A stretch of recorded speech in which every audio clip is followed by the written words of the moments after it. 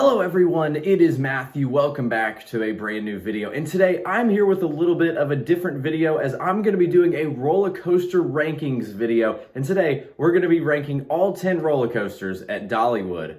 Normally whenever I go to a new park, I always do a roller coaster rankings right after we go to that park, but I never did one for Dollywood. It's now been over a year since I went. So today I'm going to be ranking all the roller coasters at Dollywood. Also, excuse Daisy as she is playing with her chicken, but we're going to go ahead and get started.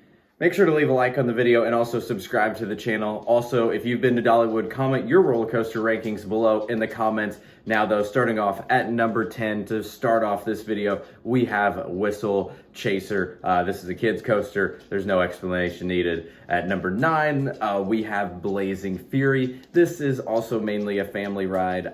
Some people don't even consider this a true roller coaster, but it lands at number 9. Those are the two kind of family slash kids coasters. Now moving on to number 8, we have Dragon Flyer. Dragon Flyer, it is a family coaster, but it is actually decently thrilling. I actually somewhat enjoyed it, and that is going to be at number 8. At number 7, I have Mystery Mine. We're starting to get to the good coasters, and this one I think is really underrated. There's some elements in it that I really enjoy more than others, especially near the end of the coaster. It provides some elements that I feel like most Dollywood coasters don't have, and I really like Mystery Mine, but still, it lands at number 7. At number 6, this one may be a little bit of a controversial take. I have Tennessee Tornado. Lots of people would have this a little bit higher, at least one spot higher.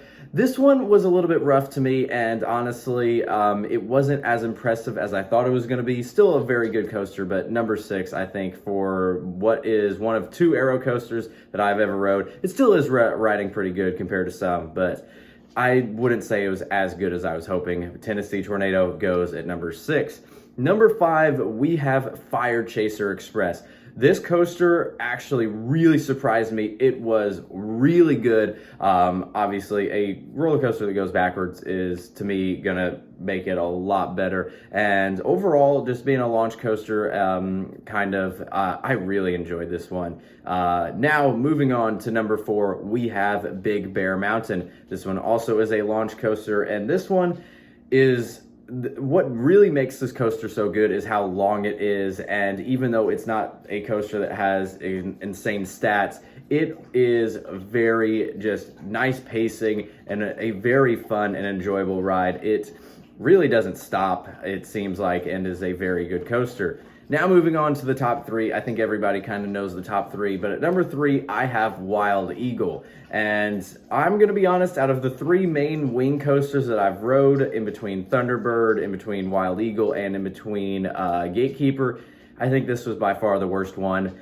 It was a very good coaster, don't get me wrong. The setting is amazing for this one, and the theming. I don't think it's near on par with the top 2 at Dollywood, at least as people say it is. Now going to number 2, though, I think is the most underrated coaster in the park, and I really considered putting this at number 1, but we have Thunderhead. Thunderhead, I'm going to be honest, is one of the most underrated, if not the most underrated coaster I've ever rode. I'm going to be honest, some of you guys, if you know my roller coasters rankings, you know I'm not the biggest fan of Mystic Timbers at Kings Island, or at least I think it's overhyped. Everything I hear Mystic Timbers to be hyped up as is what Thunderhead is at Dollywood. It is so good. I did not expect it to be as good as I thought it was when we went. We got a lot of airtime on it. The pacing is unbelievable. Some of the moves on the coaster, it's just amazing. And honestly, what really makes it is the harnesses. You feel like you can move freely in the coaster, and that makes such a difference because it makes the ride just so much better. But I couldn't put it at number 1 because at number 1, I have Lightning Rod. I think everybody kind of expected this one. Now, I went in 2023, so I rode it with the launch lift hill. I'm going to be honest, getting rid of that element, if I went back, I don't know if I would have it at number 1. But I heard lots of people kind of say this coaster was overhyped. It was amazing, though. It's an RMC. It was so good. The airtime on it, and just... going into it, I heard it was overhyped, and it was not. It was so good. Still, to this day, probably a top 6 coaster that I've ever rode.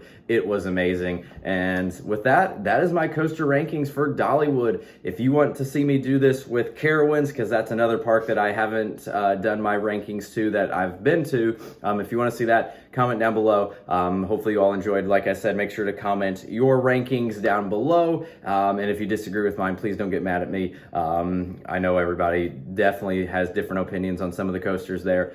Make sure you guys also hit the subscribe button. I have so many cool videos coming out soon. You're not going to want to miss some of the best videos in channel history coming out soon. Also, make sure you guys get the merchandise, very first link in the description below. But that's going to be all for this video. So till next time, see ya. Saying that it feels right.